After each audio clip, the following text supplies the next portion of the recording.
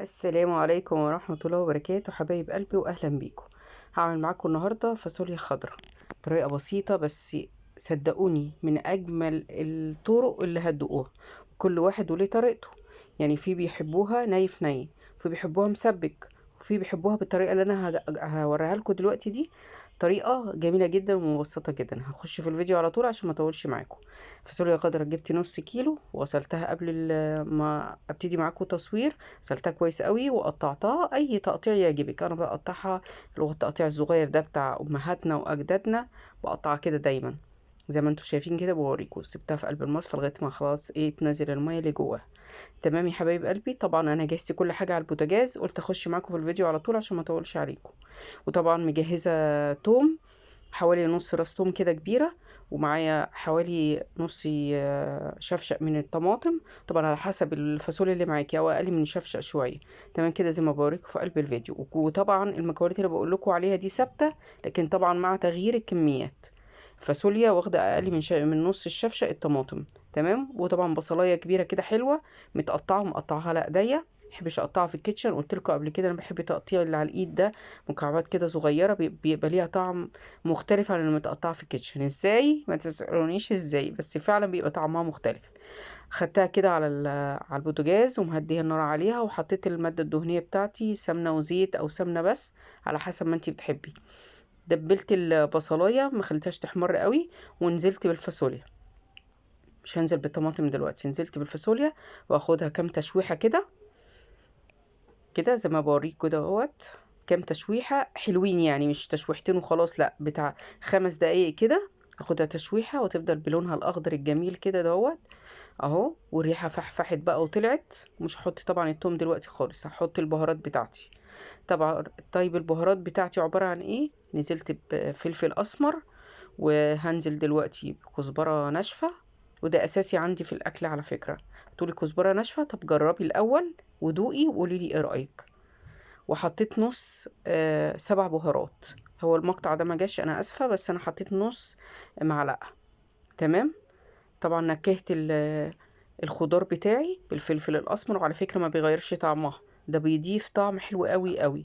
انا ما بحبش البهارات الزيادة، بس انا بقول لكم يعني اقل البهارات انا حطيتها. تمام يا حبايب قلبي. ونزلت بقى بالطماطم بعد ما شوحت كده الفاصوليا مع البصلايه بتاعتي اهو. ونزلت بقى بالطماطم.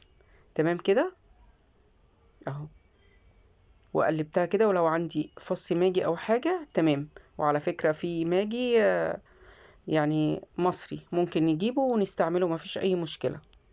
تمام. لو عندي ماجي احط، ما عنديش خلاص هكتفي بقى بالشوربة بتاعتي. عندي شوربة برضو هنحطها، هقول لكم امتى. ما عنديش برضو يعني ايه هنعمل اي حاجة يعني هنحط مية. المهم نفسك في الاكل ده اهم حاجة، والمهم نعمل الاكل كده بحب وعلى نار هادية. هيطلع الاكل طعم حتى لو ما فيش لحمة او فراخ او اي حاجة. تمام اهو. سيبها على نار متوسطة كده تستوي براحتها على الاخر. محبش النار العالية. وجربوا بقى ان انتوا تسووا الاكل كده في نار هادية، هتطلع الاكل في منتهى الجمال. ما تعليش وتستعجلي وتقولي عشان يخلص بسرعة، بالعكس كل ما تهدي النار عليه يبقى طعمه حلو. سيب بقى القوطة كده تتسبك مع الفاصوليا وتستوي فيها. وهنرجع بعد شوية نشوف شكلها هيبقى عامل ازاي. خلاص بعد ما استوت اهي، خدت كام غلوة كده ودخلت في تسبيكة. هنزل بقى بالثوم اللي انا قلت لكم عليه اللي انا هرساه. هقلبهم مع بعض اهو زي ما انتوا شايفين كده. وهسيبها اكمل سواها. هي كده تعتبر 3/4 سوا. لو عندي لحمة هنزلها بقى في الوقت ده. لو هي مستوية، اللحمة لازم تكون مستوية، مينفعش انزل بيها نية. لو مستوية هنزل بيها زي ما وريت لكم كده.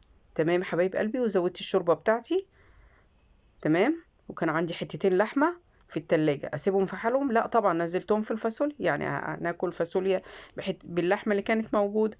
ولو ما عندكيش ما فيش مشكلة، اهم حاجة الرضا، واهم حاجة تعملي اكلك بحب كده هيطلع في منتهى الجمال، وما فيش اطعم ولا اجمل من كده. ونزلت بقى بالملح بتاعي، ولو حاطة ماجي هخلي بالي، ولو حاطة شوربة هخلي بالي برضو من الملح بتاعي يبقى متظبط، عشان ما بقاش مزودة ماجي ومزودة شوربة. خلي بالكم.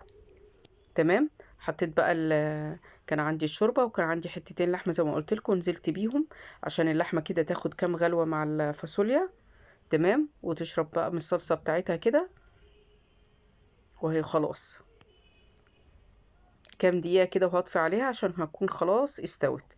كده بالنسبة لي خلاص الفاصوليا زي ما انتوا شايفين كده بعد ما خلصت خالص في منتهى الجمال. وانا من الناس اللي بحب التسبيكه كده، والطبيخ بتاعي مختوم. مختوم يعني ايه؟ يعني الصلصه مش مليانه شوربه، لا زي امهاتنا كده ما معودينا دايما تبقى الصلصه مختومه، يعني كده يعني مسبكه كده والخضار باين فيها، مش الشوربه تبقى مليانه. انا مش بعمل شوربه.